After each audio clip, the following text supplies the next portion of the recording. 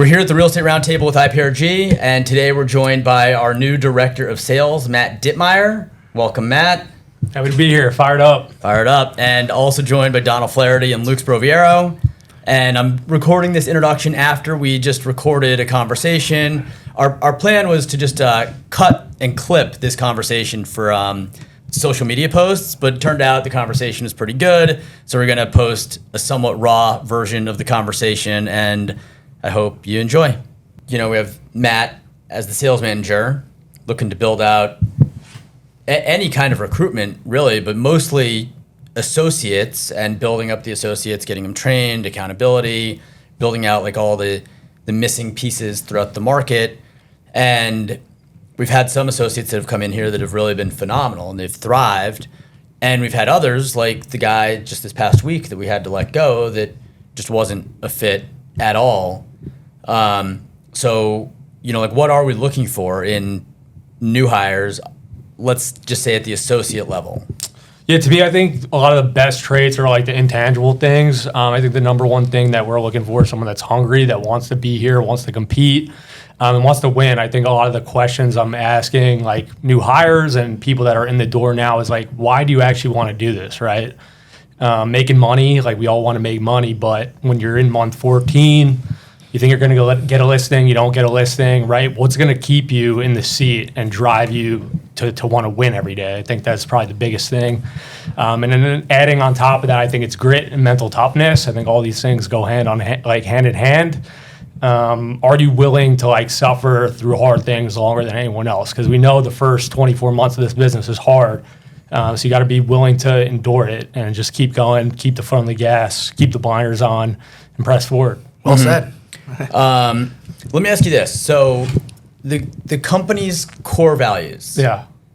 The purpose of the company is to create opportunities. But then we have the four core values, which are winning mindset, team player, passion for real estate, and deal makers. And maybe just going through these either one by one or take them all. Winning mindset, team player, passion for real estate, or deal makers. But how do you think, do you look at new recruits through a lens of these are the company's core values? And you just mentioned they want to compete and win, but winning mindset's a big part of that.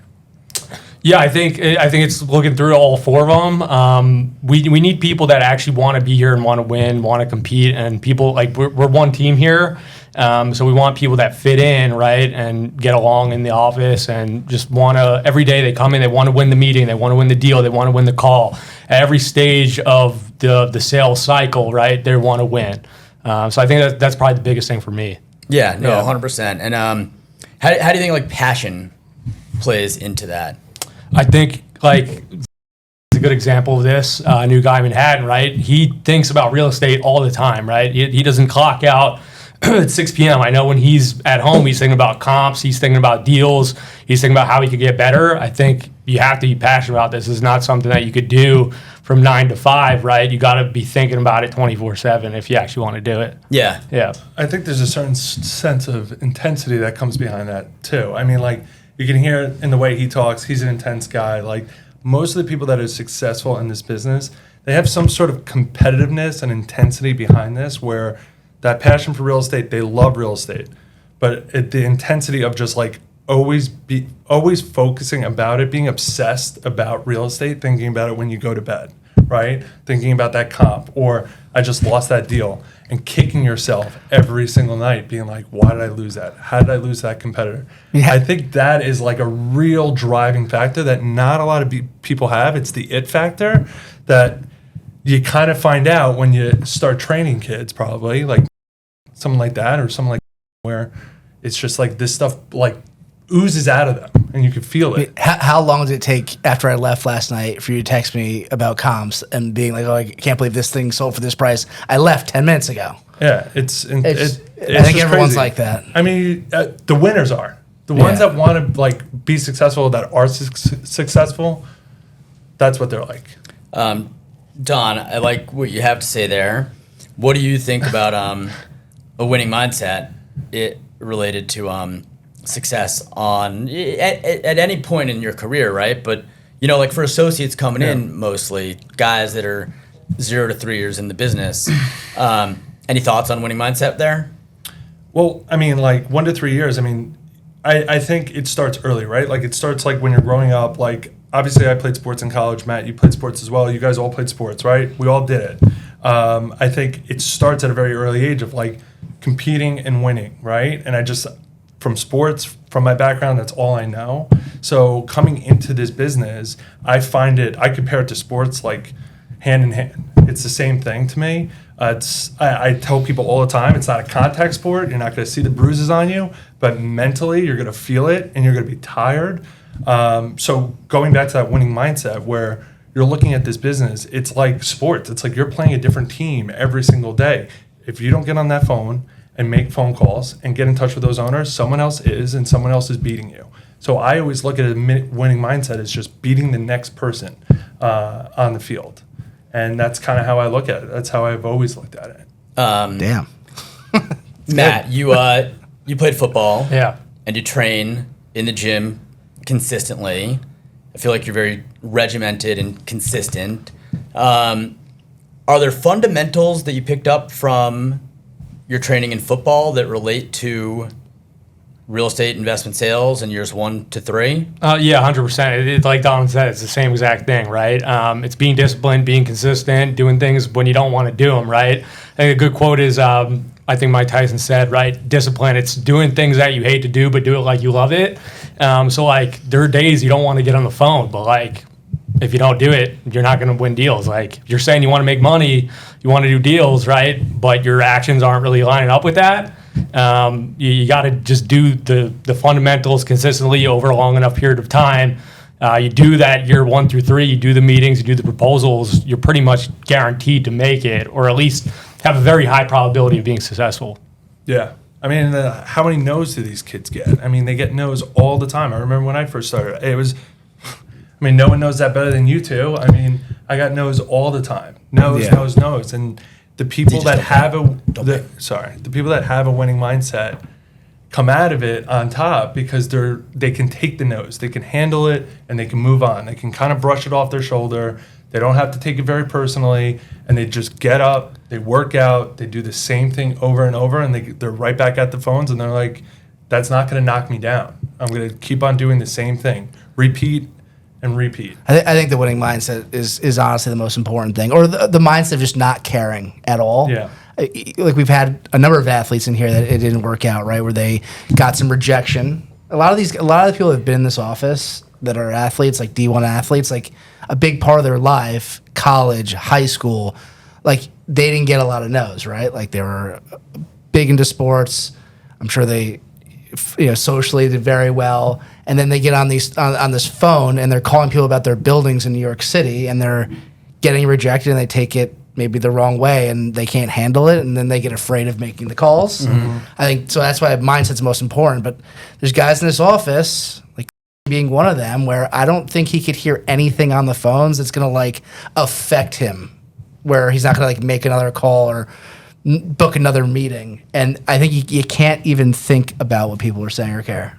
I think part of the winning mindset there is, like, when you hear the word no, it doesn't mean the answer is no. It just means, like, not right now. Mm-hmm. Like, not today, not on this phone call, not right now. It doesn't mean it's, like, a no forever. It's just like, okay, the person's not ready. Like, let's keep moving. And just got to keep working and digging and going out and finding the people where it's going to be closer to a yes. That's why it's important. Yeah, go ahead. How many times do you get a phone call and then you're just like, no? And then it's like the next phone call, you might say yes. Like it's just how you're feeling in that particular time. How many times do you go into a shoe store? Some guy's like, can I help you? And you're like, I don't need help. But that one particular time, the next time you walk in, you might say, I need help. Dude, being on the receiving end of calls now, it's almost like a fun game where you can just like say no to people and like see who will actually like keep coming back for more. Well, I think that's one thing that someone that's been in the business longer can really help a junior agent out with is obviously you start in the business and you get no. You're like, oh, I'm not calling John Smith anymore. Yeah. He like said no and never call me. But we can go ahead and say like that changes. That can change in the next week, next 2 weeks. So it's important. Yeah. I mean, it happens. It happens in every aspect of business. I mean, I had the example. I had a life insurance guy call me a ton, calls me all the time. and I happened to just find out I'm having a third kid, and I'm like, all right, I'll take this call. So it was a yes after I don't even know how many no's, and that's just one example. But That's a good example. I have an example from early in my career. There's this Yeah. guy, he owned he had a nice portfolio of apartment buildings, and I was calling him, whatever, I got his email, I started emailing him. He responds to me in red, all caps, basically screaming at me through email, never contact me again, I'm not selling, exclamations, across the board, like a pretty aggressive email towards me. I probably didn't call him for a month or so, but I kept at it. Fast forward 6 months, I don't think he remembers that he sent that email. Maybe he was drunk, who knows what was going on. But the guy ended up selling all the buildings. It was a $13 million deal, which was a very big deal back in 2009, 2010. It was 7 pretty nice apartment buildings. Yeah. And no, it just really taught me they don't mean what they say. What they say isn't true. Yep. and you don't know what they're doing either. That guy could have been weeding in his garden. You don't know. Yeah. Or not. He's probably. I mean, he doing probably that. wasn't weeding in his garden at that His time. wife could have been screaming at him, and he's like, "Never call me." Yeah, he's probably watching MSNBC or something, Yeah. and he got upset. His and then he daughter sent me- crashed his car. Maybe it's just these things. And then, Yeah. 100%. No, but it just really taught me that nobody really knows, and it's kind of just a matter of catching them at the right time. There's so many people, they don't know that they're going to sell Yep. No one does. in a month or in 3 months or in 6 months. They're just not there yet. So as the new associates, they really have to go and plant those seeds and make those relationships early in the process with people that they think might be potential sellers, and then just stay on top of them. And when the answer is no, or the answer is, maybe or not yet, it's just a matter of just building those relationships with people and harvesting them over time. Yeah. We tell a lot And of that's a our, winning mindset. we tell a That's a lot of winning our mindset, agents for too. sure. It's not. We don't really want to meet people when we're trying to build a business. We don't want to meet people the day they're selling. Right. I had a long talk with Carson. In the beginning of this week, we were just going over how these calls should go and what to do. And my favorite question when I started was, do you see yourself owning these buildings in the next 3 years? And someone might say, I'm not selling. And it's because they're not selling right now. But are they going to sell in 2 years? You might ask that question in 2 years, I'm selling. And that is someone that you need to meet so you can start building that relationship and adding value. And you just got to be focused. That's a good question that Yeah. I haven't heard in a while, best. because I think about it when you just said that. Do you Yeah. see yourself owning this building in 3 years? I just thought about it for Yeah. some buildings that I own. And if someone were to call me and ask me that question on one of my buildings, the answer would probably be, I hope that I don't. Yeah. I hope that I don't own this building in 3 years. But right now, I just feel a little bit stuck, right? The price isn't there. I'm not forced to do anything at the present moment. Yep. And I'm just riding it out. But the truth is, I would like to sell it. I just don't think that the timing is right. But I might be forced to sell it down the road. Yeah. When there's a refinance type of situation or something. So, if some good broker were to call me on that property and say, do you see yourself owning this in 3 years? And I answer, I hope not. And then they're like, well, let's meet. And they came to the office and I put a face with a name and they stayed on it. Well, that question opened up a window, which is you're going to start talking. Yeah. But if they're trying to get the business right now, and do you want to sell right now in August? It's no. It's a no. It already got him talking. Look, Yeah. he's contemplating his whole life right Yeah, now. no, for sure. It did. But no, for mostly mom and pops that own the building a long time, they may be planning to retire in 3 years. I mean, how many times you get the call oh, my last kid's out of college, we're going to sell. But they're not selling right now. But that is so. If someone's selling in the next 3 years, as a new agent, as any agent, you need to get in front of them, meet them, build a relationship, and also help them add value to their building so it's worth more. We all know the things to make buildings worth more in New York. These people need to do that before it's time to sell. Yep. But- And you need to think outside the box. I mean, thinking outside the box is so important when going into these phone calls. Doing anything where you can ask someone something like what Luke just said, just asking different questions, not doing the same. We want the same things over and over, but we don't want the same questions over and over that don't work. If one door doesn't open, don't just beat down that door. You got to find another way to get in there. And if you don't have a winning mindset, you're not going to think that way. I think. So I just read this book, and this might be a little bit of a tangent, and we'll see if this makes any sense or anything. But one of the opening lines in this guy's book is he's like, if there's 7 out of 10 brokers that can handle defeat, obviously you have to be able to handle defeat as a broker. He's like, if 7 out of 10 can handle defeat, he's like, I've met 1 out of 10 who can handle success in life and in business. Basically saying Like that's a different skill set. Like Yeah. like the guys that can't handle like the nose, like they're not going to stick around. They're out. Yeah. And then the guys that are left are the people that can handle defeat, right? Like the 7 out of 10 are people that stick around. They can handle rejection, handle the nose. They can do that. But then the next level is, can they handle success? And I just think that's kind of an interesting thing to think about.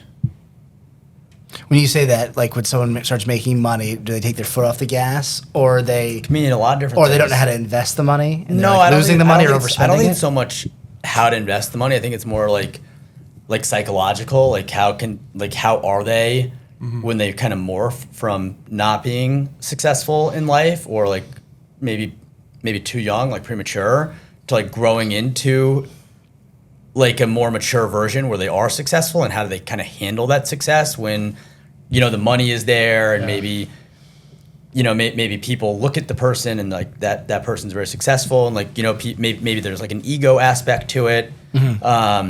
And just like, how do people, basically the guy said 1 out of 10 can handle success. I just thought it was interesting. Maybe this, you know, doesn't. I mean, I think it's very true. I mean, I think that's a really hard thing to do.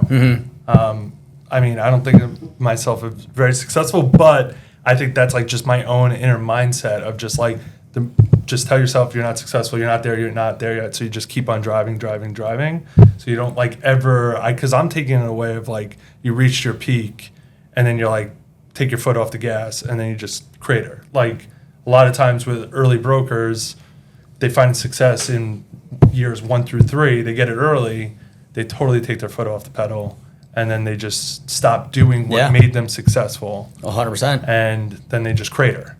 And they end up, some of them end up quitting, unfortunately. But that's kind of how I took that quote. So I've always noticed that. I've seen it with other people that I used to work with that are not in the business anymore. And so that's, I kind of came up with this mentality, like just like always tell yourself like you're not where you need to be, you're not where you need to be, you're not where you need to be. So to try to avoid that quote. Yeah, and it happens at that phase in your career. It happens at other phases in your career too. And you see people, you know, maybe they go spending a lot of money on fancy things, or they go doing stuff they shouldn't be doing, and you know, like the success also, like they couldn't handle it, and it creates a lot of like different problems or issues that kind of come up. So anyway, I thought that was interesting to think about. Getting back to the sales manager and hiring and training and recruiting, like what are we looking for out of the agents in like their first 2 years? I think like everyone in this company has pretty much built their career. Like all the senior agents that are doing well that the young guys look up to, they all built their career off of high activity levels. So I think that's like one of the number one things is like you coming in, you want to be coached. We'll give you the tools to be successful and to like sharpen your skill set. But are you willing to do the calls, do the meetings, do the proposals every week, no matter like you're getting meetings, you're not getting meetings, or you think you're going to get a listing, you don't. Does that affect your activity levels? Are you like willing to keep that up at a high rate for a long period of time? Because it's very easy to come in on month 1 and do 400 calls a week, right? We could all do that. We've all done it. Anyone could do something hard for 1 month, but are they willing to do it over 12 months, 24 months, 36 months? And going back to the earlier thing, it's like it takes year 3 and 4 to materialize, right? And a lot of times I think people get through the first 2 years and they kind of forget what got them to that point. So I think it all comes back to like also why do you want to do this? Like when you get that success, you start to see money coming in. What keeps you driven? I think those are some of the biggest things. I think the high activity levels is one of the top things we're looking for. What parts of training do you think are like the most important parts for people to get good at in terms of being able to succeed in terms of getting listings, selling deals? I think it starts with the phone, right? How to ask the right questions, how to cold call, like what's your interest generator? Do you have like a set of questions you could ask that are just going to open someone up on the phone who probably is pretty reserved and you're bothering them a lot of the time? So do you have that ability to ask the right questions to get them to open up, to like find a window that you can convert into a meeting? Once you get the meeting, are you able to run like a competent first appointment where, again, you're asking about their plans, you can show that you know the market, and then on top of that, how to like actually present a BOV, show someone what their options are, right? I think that's one of the biggest things is new agents, they don't really know what an owner's options are with their real estate. So if you're not able to show them, right, and you're just a broker that says like, oh, it's a great time to sell, like you should sell, probably not going to be receptive to that. But if you could show, here's your options, you could hold, increase the value, you could refinance, you could do all these things, right? And actually, I don't think you should sell your building, right? Yet that gets them to see you more as an advisor. And then once someone's actually ready to sell, like, can you actually present like a well-presented value representation? Like, why should someone hire you? What can you do that they can't do for themselves? What can you do for another broker can't do for them? And does your process actually have like a high impact on the price and the net proceeds? So what do you plan to do in terms of training to get the agents to be more competent at these functions within the business? So we have a 12-week training program, covers everything from the fundamentals of brokerage all the way to like financing, capital stack. So we have multiple training sessions per week with new agents where we have 2 to 4 training sessions depending on what topics we're covering. And on top of that, all agents within the first 12 to 24 months, depending on where you are in the business and how your skill set's coming along, we have cold call role plays. First, like we role play how to pitch value of rep, how to present BOVs. Then we also have a training workshop every week on Wednesdays at 5, going over more of like the in the trenches type stuff, like what do you learn in the field that's not necessarily in our training manual. So I think that's the best way is just to compress the timelines is like it's all reps, right? Getting them to practice, role play, shadowing senior agents. I think all of these things are necessary to get people up to speed as quickly as possible. I feel like you're very big on accountability and performance tracking. It kind of strikes me as just like who you are as a person. For sure.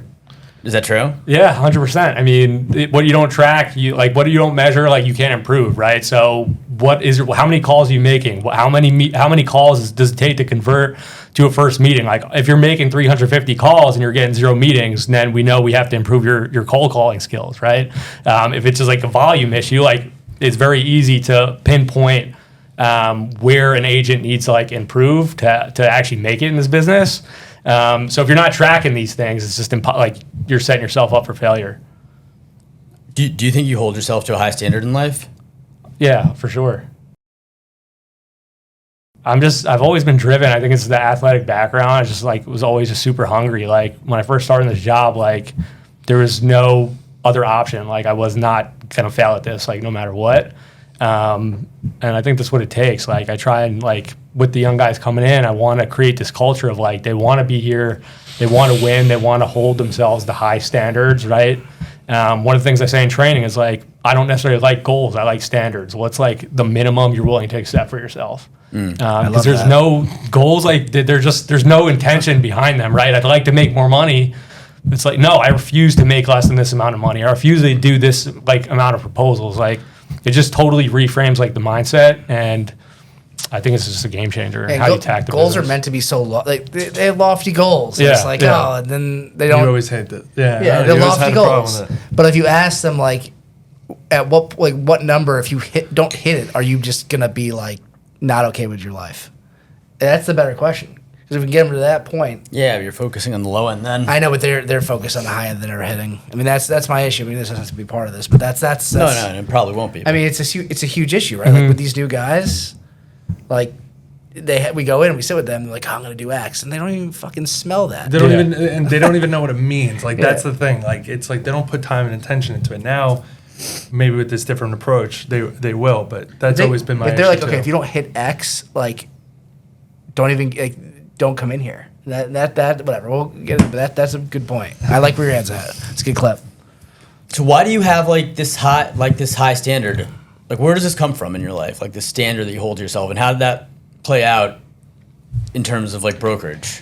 Yeah, I think it ties back to like I was always played sports growing up. I grew up like blue collar background. My dad was in construction. I grew up carrying bricks and lumber and climbing on roofs and stuff, and I did not want to do that anymore. So when I started in brokerage, it was like making calls was easy. You know what I mean? And I just wasn't ever gonna fail. Like there was just no option to fail. I come from that football background. Like I was very regimented, very disciplined. Losing wasn't an option. If I don't hit my goals, I'm pissed. You know what I mean? Like if I don't hit my calls, like it wasn't even like a thought in my mind, you know? So that's really just how I approach business and brokerage, just with the same mindset. I'm going to attack it, compete every day, and just bring like a different type of intensity to the job, right? I think that's the biggest thing is like you gotta want it, and you gotta bring like it's a different attitude about how you go about it. Do you think you are seeing that among the associates, or able to bring that out of some of the associates that are here? Yeah, I think so. I think that everybody has kind of a different, like I know not everyone's going to be me or like one of us. Like everyone has their own like style and attitude, but like you got to be able to turn it up and turn it on. And like some people are more reserved, some people are more maybe introverted. You can still be successful at this job. You just have to find a different way to like bring it out of you. You know what I mean? So I think just like the culture we're building with the team, with the newer associates, like how we go about our training, like really is just starting to get them to like come in with like intention and to like just attack every single day. Like there's no tomorrow, right? I think that's like the main thing is how we bring out that intensity in them. I think with people that get to the next level, I think it's one of our what is it? Core values. One of our core values is that passion for real estate. I think if you do not have I firmly believe this. If you do not have a passion for real estate, if you don't love this job, coming into every day to work and being like, I love what I do, it's not even working to me, that's how you get to the next level, in my opinion. That's how you're able to turn it on.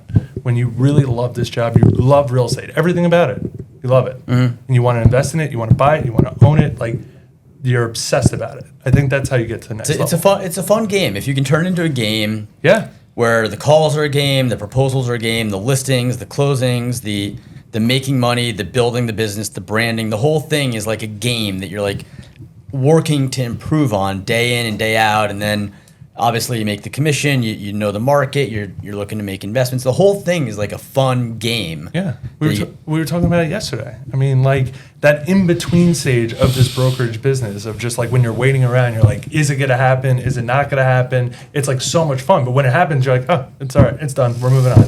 And like that's kind of just like the best part is the stressful part almost. When you take a step back and you look at the business, like I've been doing this in sales for like 20 years, and you look at like what you enjoyed the most, you're right. It's like the in-between where you think you have a deal and it looks like it's going in the right direction, and you're like really waiting and hopeful that it's going to sign. And there's no reason why it's not. You're getting all green lights, but it's not signed yet. You're like so excited, like a little nervous, and like those are cool feelings. This is the best. You're negotiating, like you're working on a term sheet. It's like you're all green lights, but then like you have to negotiate the commission at the very last second, and it's like you're a half a point apart. I mean, I'm literally just about to do this right after this. So wait, the commission wasn't ironed out up front? It was, and now it's changed. Like every single deal. But like this is the exciting stuff, the fight almost, the fight. And then when it's all done, it's all done. You're like, all right, moving on. Yeah, I mean, you got to find a new one. One of our agents in here yesterday was saying it just won a listing, like a $10 million listing against a competitor. And he was fired up, yeah. He said this was the best feeling he's had in brokerage. Winning that listing, he knows it's a paycheck, it's money in the bank. They fought hard, they won the deal, and he said he met them a year ago when they weren't ready to sell. Yep, that's the best way to do it. And he's held events, and they've showed up. Yeah, and he's met them multiple times. I mean, I think it's an addicting feeling. Like once you get it, you just want it over and over and over. Yeah, it's winning. Yeah, it's the feeling of winning. There you go. Yeah. People love to win. People are addicted to winning. Yeah. For sure. Some people aren't. But yeah. Well, that's why we need the winners. Exactly. We don't want losers. Exactly. All right, so we're clipping this, right? Yeah, we're going to clip it. All right, so what... I have some other things I'm going to go for. No, here. for sure. We have amazing clips. What else do we want to hit? I'm about to hit on it, and then we'll be done, okay? What do you want? Do 1 second. Do you want to talk about, like, how we keep people and all that shit? I do, but I'm kind of... Okay. Know where I'm going right at the present we should moment. hit that, though. What? We definitely should. We should hit So that. we will. We'll talk about culture. We'll talk about office environment. But what I want to talk about is coming from a football background and a lacrosse background. You guys were on teams. You played on teams, and being a team player is one of the core values of this company. And we have a team-based approach to brokerage. And like obviously we hold ourselves to high standards. We expect a lot from ourselves on an individual level in terms of the calls, the proposals, very high expectations. But how do you think being on a team or being a team player plays into success at IPRG? I think it's everything. I think, I'm sure, like, we have the culture and we're trying to continue to build it where, like, people come in and, like, they're amped up, they're hyped for, like, seeing other people win in this office. You're getting hyped for your teammates' success. Maybe someone has a bad call, a bad meeting, they lose a deal, you have their back, right? I think it's just integral to, like, actually having a place where you want to come in and work. Is like having that strong camaraderie with people out, like, in the open in the office. I think it's huge. Any thoughts on team structure, team player? I mean, I love it. Obviously, I love the team atmosphere. I think it's a perfect system for you to be your best type of broker. I mean, how many times do I come and talk to you two? Like a sounding board. Like, it's just, you get, like, anytime you doubt yourself or anytime you're like, what should I do here? It's like, you get your response from your teammates. You rely on them. And it doesn't necessarily have to be about the deal. It could be much bigger than that. Just like those little tiny things to push that deal forward. Like yesterday, like just setting up an all hands conference call, just like things like that, where it's like, you might be so entrenched in the deal that you don't see it, where your teammates pick you back up and they're like, this is how we get this done. So it's little things like that are just, you don't really see it in the X's and O's, but it's vital. It's vital. So I think the team structure is amazing. Not only that, like, if you're, like, feeling down on yourself, you have a teammate pick you back up, like saying, let's go, get your head out of your ass. Like, come on, let's get it. Cause you're relying on your teammates to make money, and you're relying on, you want to make money. You want your teammates to make money. So it's like, the team structure only works when everyone is rowing in the same direction, wanting to make money and wanting to do, like, coming back to that winning mindset, when everyone wants to win. Mm-hmm. And that's when it really flourishes. And it's fun. It's fun winning with your friends. It's fun, yeah. I mean, you get to joke around and you get to hang out. Yeah. You're very quiet, but you love it. No, I love it, yeah. And, of course I love it. No, and you can pick each other up, right? You fire each other up. Yeah. Even if not saying someone's down, but, like, you just walk in and someone else is, like, on a roll and you're like, let's go. Yeah, Like, absolutely. love that. And the camaraderie in here, I think, is bar none. I mean, it's very good. I mean, we're all very close. We rag on each other. People are friends in and outside of the office. Yeah. I mean, it's a very, obviously we're here to do deals and do business, but it's a very fun place to be, I think. We're here to win. For sure. And when you're winning as a team, it's a lot of fun. For sure. Absolutely. I heard this quote, it was like, winning is more fun than fun is fun, right? So, like, it all comes back to, like, again, with the team, it all comes back to competing and winning. Like, it's the iron sharpens iron. And when you have a bunch of people that are winning out in the bullpen and, like, the open layout of the office, and you see people, like, just crushing, ripping calls, like, getting on pitches. We have clients coming in. It fires everyone up. To do deals. And, like, adding on top of that, like, we have the open layout, and young brokers get to hear you guys out in the office doing deals and kind of learn by osmosis, where other companies don't really have that. But Unique. I think that's a huge, like, value add to agents coming in, is, like, I get to hear Donald and Luke and Derek, like, some of the top brokers in New York City, negotiating deals and, like, hearing how they actually talk to clients and handle objections and pitch these, like, sort of deals, how they speak to buyers. I think it's huge. Yeah. Yeah, that's extreme. People love it. It's huge. The guys that sit near us, they really love hearing us negotiate the inner workings. I mean, of deals. I don't know another brokerage that is, like, at our level that has senior people, like, in the bullpen like that. You just don't have it. They all want private offices, and you just don't get what we're giving. You just don't. I mean, exposure. I mean, there is not a call that we take, unless obviously we go to an office have a private call, but the exposure people are getting to the conversations we're having and anyone's having is huge. It's one of our biggest pieces of training. We don't even realize we're doing it, but it's a training that you get at IPRG that you're not going to get somewhere else because of that. And you see Right? you see the whole spectrum, right? Like, you could see, for example, like Derek being very successful in doing a deal, and then you could see, like, the opposite side. It's not all, like, rainbows and butterflies, right? You could see, like, young kids can see, like, wow, like he gets maybe chewed out or he gets a no just like I get a no. So it's like we're all in it together. And I think that's the number one thing. Like everyone sitting in their desk, we're all doing the same thing. We're all in it together. And you guys mentioned camaraderie or culture. Like, what is? And I think IPRG has a great culture and great camaraderie. But what is so great about our culture and camaraderie here? So I think the best thing about our culture is the people that work here, right? Like you walk around, like you walk into this place, it's a bunch of young people, a lot of athletes, everyone's very social, right? And I think that's big. I think there's a lot of people making money and being successful, but I think our retention here is one of our biggest strengths, right? Like brokerage is widely known as a revolving door business, and for us, the amount of people we still have here that we've always had, I mean, it's crazy, and we're very happy about that. And I think people want to be here. Obviously, we're here to make money, but people want to walk into our office. I think I pride ourselves on our office. I think we have one of the nicest offices in the business, and people want to be here and work here. And that's all I got. What about for like a more senior type of broker that might be looking to come over to IPRG but isn't quite sure? Like, what do you think the benefits for a senior guy would potentially be to come work here and build out a team where we don't currently have a presence?